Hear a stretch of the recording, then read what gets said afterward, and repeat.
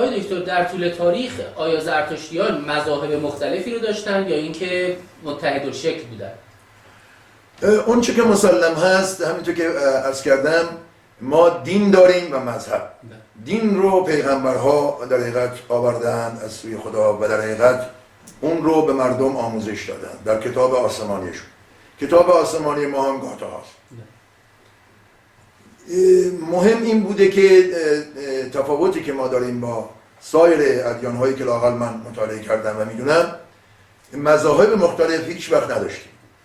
به این ترتیب که انجمن مغانی که تشکیل شده از روز نخست تا امروز موبدانی که در رأسش بودن و فرنشین اون انجمن مغان بودن هیچ کدام اجازه به خود ندادند از تنسرها، کرتیرها و در حقیقت بسیاری بودن، پرنبق بوده، مهراسمند بوده و زرتشت‌های بسیاری بودن.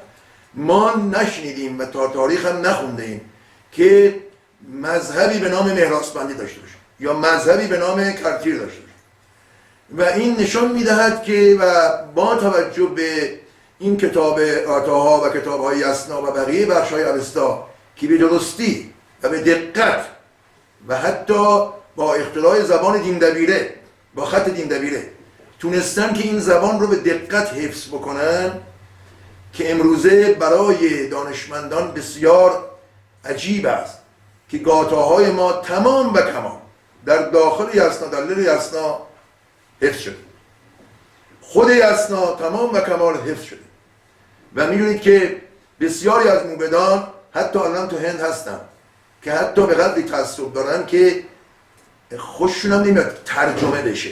مثلا از ترجمه شدن این کتاب ها هم بسیار ناراضی هستن برای که میگن که بسیار این کتاب ها به خصوص گاتاها عرفان هست و فهمش برای همه میسر نیست.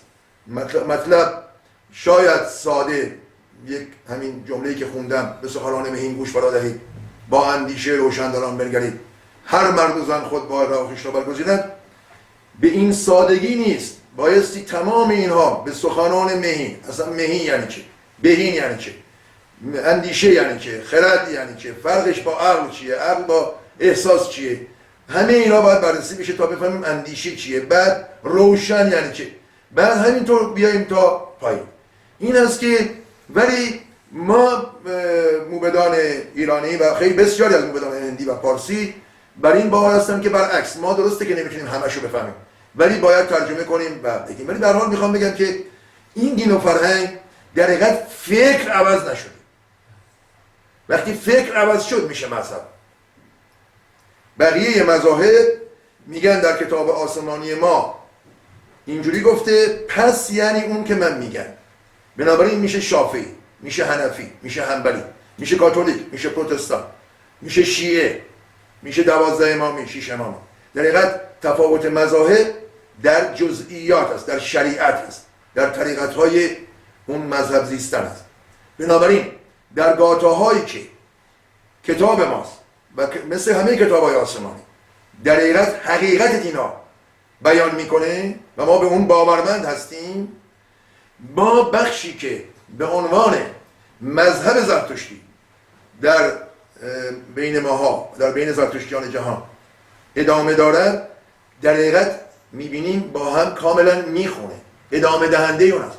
حالا ممکنه ما زرتشتی‌ها دقیقاً اونجوری که اشو زرتشتی رفتار نمی کنیم، اون یه بحث دیگه است، ولی در حقیقت اوستا و در حقیقت اون یادداشت‌هایی که از موبدان مونده تا حد بسیار زیادی، نمیتونم من بگم 100%، ولی تا حد بسیار زیادی بر مبنای گاتاها و برداشت گاتاها تفسیر شده و نوشته شده و این و درست مذهب مختلف درست نشده و ما شاید بتوانیم ادعا کنیم که تنها دینی هستیم که یک دین داریم به نام زرتشتی، یک مذهب هم داریم به نام زرتشتی که دین ما رو چون اشو زرتشت مزدیستی نامید و برخلاف دینستی مزدیستی هم ما میتونیم بگیریم، چون زرتشتی مزدیسنیکیش یعنی مزدا پرست بود و بر علیه دیوی هستیم و چون مال زرتشت بود ما میگیم دینمون هم زرتشتیه، مذهبمون هم زرتشتی هست و این رو باعث افتخار ماست. این است که ما میبینیم که در طول تاریخ، در درازای تاریخ 4000 ساله، موبدان و بهدینان بیشتر به دنبال فرهنگ بودند و کمتر به دنبال پیرو بودند. هرچند به دنبال پیرو هم بودند. در حقیقت اشور زرتشت دین خودش گسترش داد با تبلیغات، ولی فرهنگ رو مهمتر می‌دونستن. این است که شما می‌بینید فرهنگ زرتشتی در جهان، به خصوص لااقل در ایران قبل از اسلام که بوده، ایران 4-5 برابر ایران امروزی بوده، دقیقاً بسیار پابرجاست. ولی در حالی که دین زرتشتی و پیروان دین زرتشتی خیلی کم شده. برای همین هم ما بایستی بسیار به خودمون اهمیت بدیم، چون ما پاسدار دین و فرهنگی بودیم که این دین اولا فرهنگ ساز بوده و جامعه رو به پیش برده و برای همین هم حفظ شده.